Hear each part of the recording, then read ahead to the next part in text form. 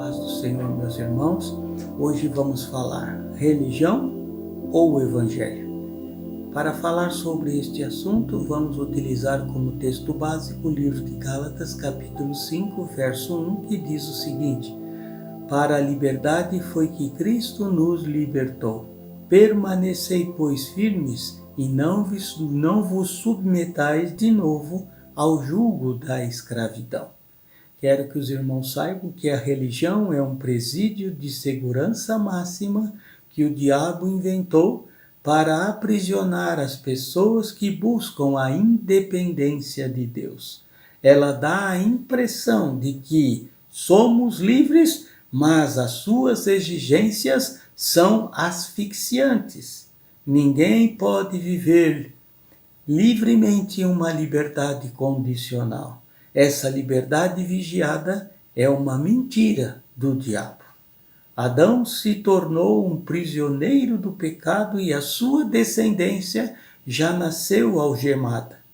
Não há livre-arbítrio para o pecador, que só pode pecar. Todos nós viemos ao mundo sob a ditadura do pecado e encarcerados à nossa carne e ao nosso ego. Os nossos primeiros pais foram livres antes do pecado. Eles podiam pecar e não pecaram. Depois da queda, a história é outra. Nascemos pecadores e escravos do pecado. A religião é uma proposta que visa ao homem pecador alcançar a Deus pelos seus méritos, justiça pessoal e boas obras. Ela propõe a aceitação de Deus pelos feitos dos seres humanos que se esmeram na conduta e conquista dos seus direitos de filiação. O Evangelho é outra realidade. Ele não focaliza o que fazemos para alcançar a Deus, mas o que o próprio Deus fez para nos alcançar, salvando-nos de nós mesmos e nos libertando de nossa teomania, isto é, nossa loucura de querer ser Deus. A religião escraviza, mas o Evangelho liberta. A religião exige o cumprimento da lei como forma da nossa aceitação. No Evangelho, Jesus cumpre a lei e nos atribui, pela fé, a sua justiça como a realidade espiritual da nossa aceitação. Por isso ficou ali registrado no livro de Romanos, capítulo 4, verso 7, o seguinte: E é assim também que Davi declara: Bem-aventurado o homem a quem Deus atribui justiça independente de obras. Aleluias! A liberdade é um dos patrimônios mais preciosos dados pelo Pai. O Deus de toda graça, aos seus filhos amados, que caminham em plenitude rumo à nova Jerusalém. Aleluia! Nenhum filho do Abba Pai pode andar neste mundo alegremente, como um bem-aventurado, sob o regime de custódia ou aprisionado em uma gaiola de ouro. Ninguém pode ser feliz vivendo em cadeias de grades de ferro ou em grades invisíveis.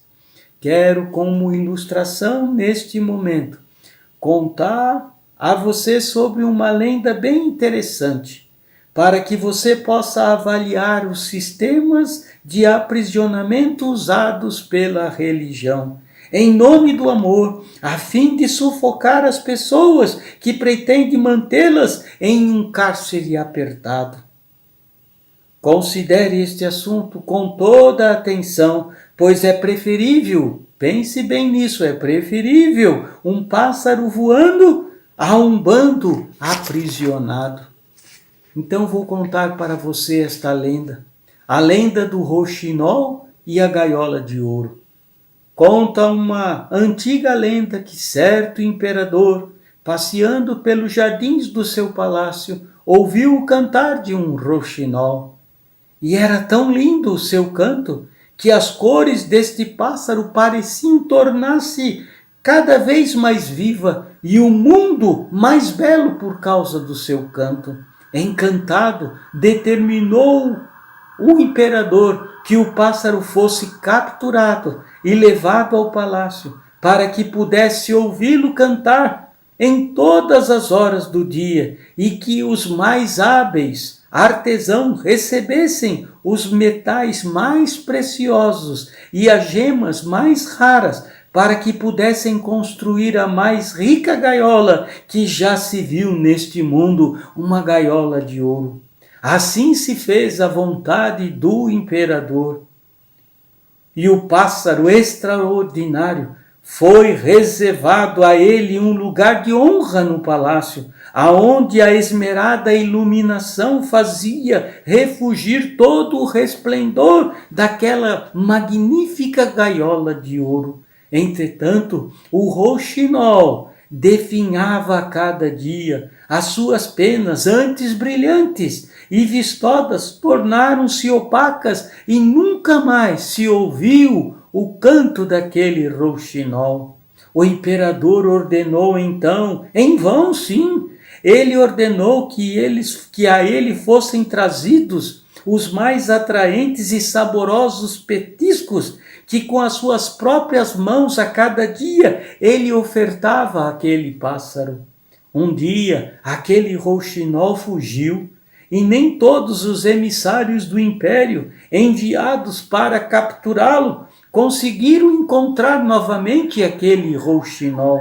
Então a tristeza dominou o imperador, minando as suas forças. Em pouco tempo viu-se o poderoso regente preso a um leito, dominado por misteriosa e persistente doença. Fizeram de tudo e nada adiantava. Os remédios receitados pelos melhores médicos do mundo para que ele pudesse ser curado.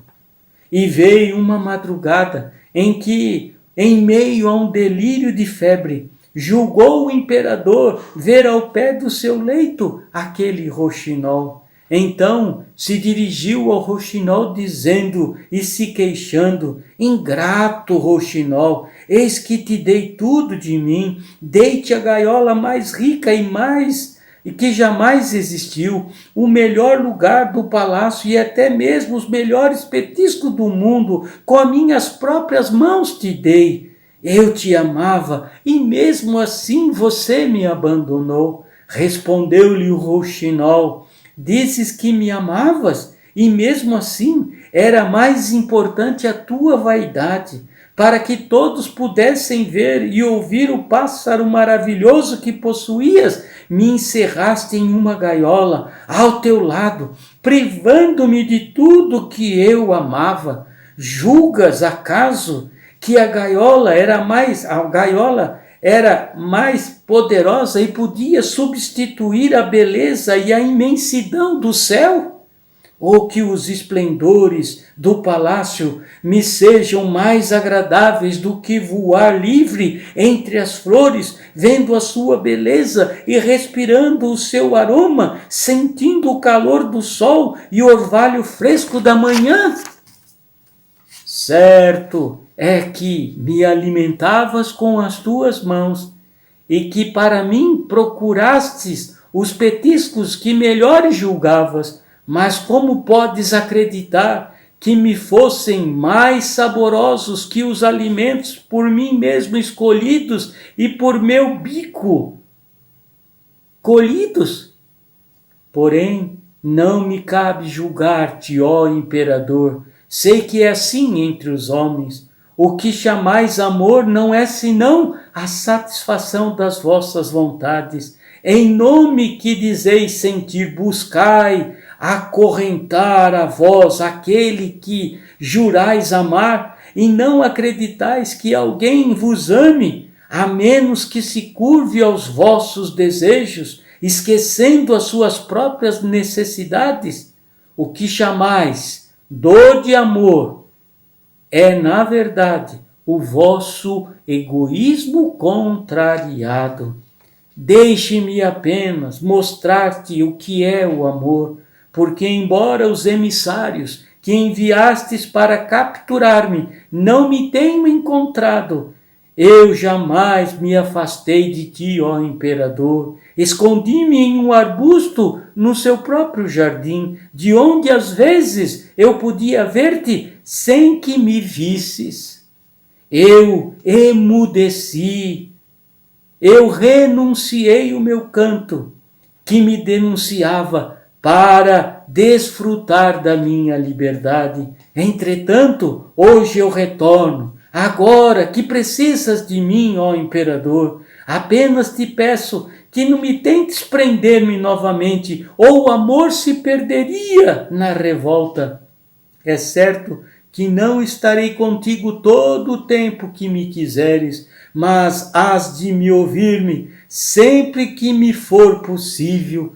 Deixa-me cantar para ti, porque te amo, não porque assim o desejas.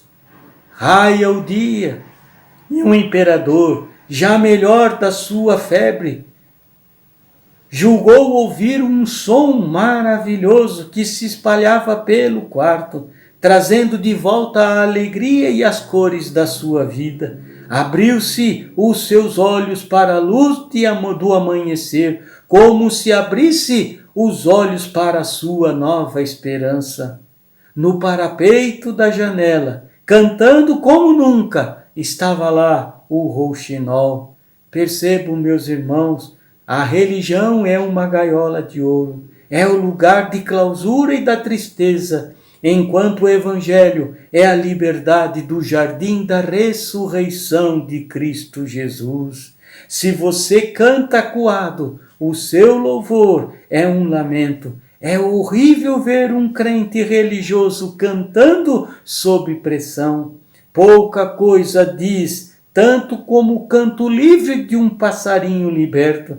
Se você é de fato filho do Abba Pai, você faz parte do coral alforriado que adora com liberdade, sem medo de ser bem-aventurado. Felizes são os que vivem fora das gaiolas, como o rouxinol, diante do trono da sua alteza, do Rei dos Reis, do Senhor dos Senhores. Aleluias! Que esta palavra possa impactar o seu coração, para que você saiba que fazer parte da igreja não é fazer parte de uma religião, mas é fazer parte daqueles que foram chamados para a liberdade que há em Cristo Jesus. Por isso, me permita orar por você nesta hora como igreja, para que você possa receber desta palavra a bênção de Deus sobre a sua vida. Pai, que a sua igreja se firme em viver não uma religião, mas sim o Evangelho de Cristo Jesus, pois o Senhor nos chamou para a liberdade, nos tirou do jugo da escravidão para sermos verdadeiramente livres, não para vivermos debaixo do jugo do pecado e da religiosidade, mas para vivermos debaixo da sua bendita palavra, aleluias, para vivermos abundantemente Cristo Jesus em nossas vidas, para aprendermos dele que é manso e humilde de coração, pois o seu fardo é leve.